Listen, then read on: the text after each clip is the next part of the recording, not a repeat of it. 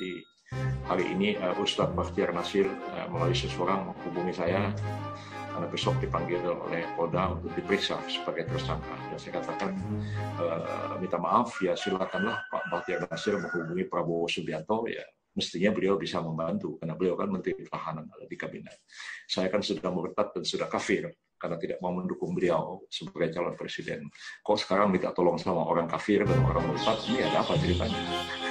Jadi saya pun akhirnya sudah bicara agak sinis seperti itu, menghadapi hal-hal yang sebenarnya sangat tidak menyenangkan, dan banyak yang seperti itu. Dan saya selalu mengatakan, ya minta maaf, ya silakan menghubungi Pak Prabowo, saya kan sudah murtad, ya. Karena akibat dari pemilu kemarin itu jumlah orang Islam di Indonesia itu menurun drastis, ya. Karena sekian banyak itu murtad dan kafir oleh Anda semua. Jadi kalau dilakukan pengecekan statistik, berarti orang Islam cuma tinggal separuh di Indonesia. Yang lainnya itu sudah murtad dan sudah kafir semua. Ini sebetulnya yang lebih Islami Yusril atau Prabowo. Pertama yang saya mau tegaskan bahwa kalimat Prabowo Islamnya tidak jelas itu datang dari mulut Yusril dengan mengatasnamakan saya. Nah, tadi sudah kita sampaikan dengan panjang lebar bahwa kontak telepon-teleponan semacam itu tidak pernah ada. Itu kebohongan yang dibuat oleh Yusril. Nah, sekarang kenapa saya katakan justru saat ini jangan-jangan Prabowo Islamnya lebih bagus daripada Yusril. Prabowo itu taat kepada hasil ijtima ulama. Yusril tidak taat kepada hasil ijtima ulama. Prabowo tidak pernah menjelek-jelekan Yusril, apalagi melakukan ghibah tentang Yusril. Tapi Yusril menjelek-jelekan Prabowo dan melakukan ghibah, bahkan diviralkan ghibahnya terhadap Prabowo. Kemudian Prabowo tidak melakukan black campaign terhadap Yusril, tapi Yusril melakukan black campaign terhadap Prabowo. Kemudian Yusril dalam hal ini secara terang-terangan menyerang ijtima ulama. Yang artinya kalau menyerang ijtima ulama sekaligus juga menyerang para ulama yang ada di ijtima. Sementara Prabowo tidak pernah menyerang ulama-ulama yang ada di ijtima.